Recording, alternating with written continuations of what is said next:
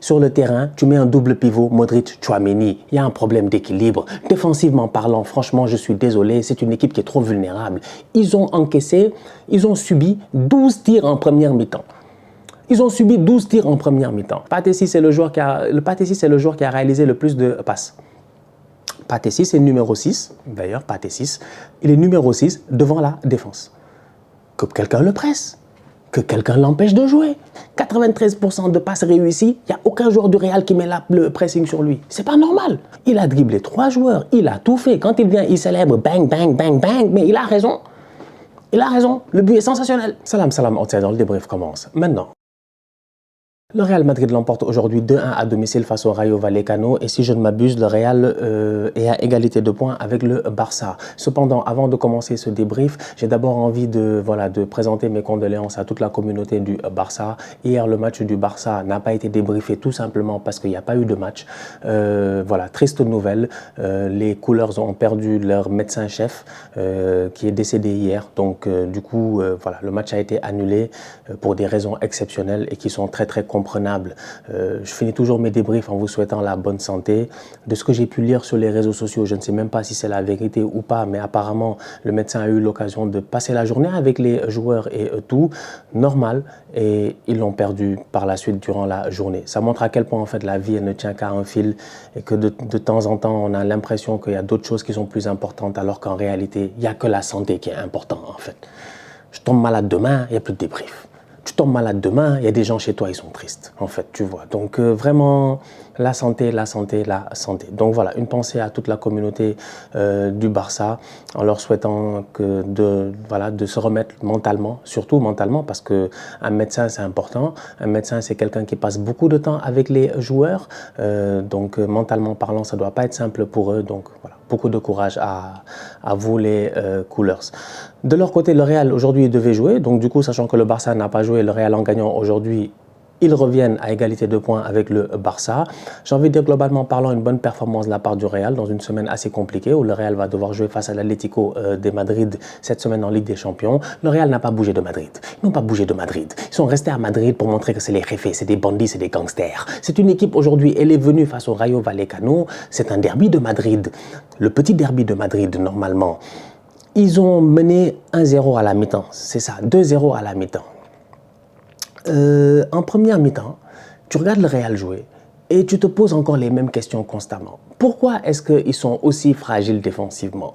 Pourquoi est-ce qu'en transition défensive, le Real est aussi fragile? Le Real joue bien. Le Real arrive avec le retour de Jude Bellingham, tant mieux. Bellingham qui a eu peut-être 2 semaines de vacances, vu qu'il faisait le bandit. Il a pris des cartons rouges en Liga pour avoir insulté l'arbitre. Bon, voilà. Il a pris aussi une suspension en Ligue des Champions pour accumulation de cartons jaunes. Donc, du coup, ça fait quand même peut-être 2 semaines. Moi, j'ai pas vu Bellingham. Bellingham de retour, ça fait du bien. C'est un top player. Tu joues face au Rayo Vallecano aujourd'hui. Tu es obligé d'aller chercher les 3 points. Tu ne peux pas forcément faire tourner. Mais sur le terrain, tu mets un double pivot, Modric, Tchouaméni. Il y a un problème d'équilibre. Défensivement parlant, franchement, je suis désolé. C'est une équipe qui est trop vulnérable. Ils ont subi 12 tirs en première mi-temps. Ils ont subi 12 tirs en première mi-temps. Moi, je m'en fous des expected goals et de tout cela, mais il y a des chiffres en fait qui ne mentent pas. Tu ne peux pas jouer à domicile face au Rayo Vallecano, même si le Rayo est en train de faire une belle saison cette année et encaisser près de 12 tirs en première mi-temps. C'est évident, je dis bien, c'est plus qu'évident qu'à un moment donné, le Rayo allait égaliser. C'est pour cela que je dis aujourd'hui, sincèrement, moi, je ne comprends pas cette équipe du Real. Je la comprends réellement pas, en fait. Sincèrement, elle ne se gère pas. Non, franchement, elle ne se gère pas, en fait. Ils ont échappé. Aujourd'hui, peut-être qu'en fin de rencontre, ils font de la gestion de match. C'est une grande équipe. Ils sont capables de le faire. Il n'y a pas de souci. Ils gèrent le match. Mais concrètement parlant, si tu enlèves les faits de jeu qui sont extraordinaires dont je vais parler, mais globalement parlant, est-ce que c'est un match satisfaisant? En fait, aujourd'hui, quand tu parles du Real de temps en temps, toi-même, tu as peur, tu es obligé de venir, de mettre des gants et tout ça, de mettre des bandeaux, parce que tu ne sais pas. Tu vas dire un truc, ils vont dire non, on a gagné, top performance, on est trop fort et tout. Alors qu'en réalité, si tu regardes le match calmement, posément, tu te dis, mais comment le Rayo réussit à se créer autant d'occasions? Comment il y a un 1-2 qui se fait là-bas, il n'y a aucun des numéros 6 d'un double pivot, quelqu'un qui sort sur le porteur du ballon? C'est pas normal du tout, en fait.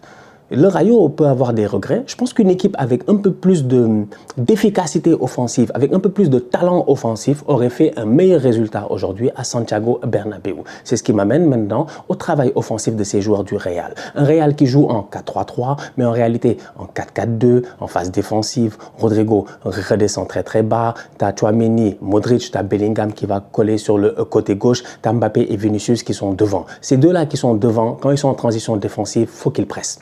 Faut qu'ils pressent, c'est important. De temps en temps, ils le font, de temps en temps, ils ne le font pas. Quand ils sont maintenant avec le ballon, Rodrigo monte et ça redevient un 4-3-3. Maintenant, le talent se fait, maintenant la différence se fait au talent. Mbappé, tu lui donnes une demi-action, il claque le but. Aujourd'hui, il y a un défenseur au niveau du Rayo, le jeune, franchement, le jeune comme un vieux. Le jeune comme un vieux. Moi, je ne sais pas si c'est le jeune parce que c'est le vieux ou c'est le jeune parce qu'il a jeûné. Je ne sais pas en fait ce qui s'est passé avec le jeune, mais franchement, le jeune ne sait pas gérer. Le jeune aujourd'hui, non seulement Kylian Mbappé lui a fait un crochet et une frappe, le but de Mbappé est magnifique, il n'y a absolument rien à dire, très beau but de la part de Kylian Mbappé. En plus de cela, Mbappé part de très bas, donc du coup à la vitesse il est plus rapide que les défenseurs du Rayo, mais au-delà de cela il y a un petit rebond qui lui permet de prendre le ballon un tout petit peu c'est-à-dire que le ballon n'est pas à terre, donc ça donne plus de puissance au ballon qui va rentrer dans les filets. C'est bien joué de la part de Kylian Mbappé. Ensuite, il y a Vinicius qui est un top player. Aujourd'hui, Vinicius, avant son but, il touche le poteau, il fatigue les gars, il dribble les gars, il met un but mais sensationnel, franchement. Il prend encore une fois le jeune là-bas, il le dribble comme du n'importe quoi. Il a dribblé 3 joueurs, Vinicius. Il a dribblé 3 joueurs, il a tout fait. Quand il vient, il célèbre bang, bang, bang, bang, mais il a raison. Il a raison, le but est sensationnel. Le but est sensationnel, c'est un but exceptionnel, sensationnel. J'ai vu le but, j'étais choqué, j'ai crié dans mon salon, j'ai dit non, Vini il est fort. J'ai dit Vini il est fort. Je vous avais dit ici la dernière fois que depuis Neymar, je cherche un Brésilien qui s'est dribblé. Dribble.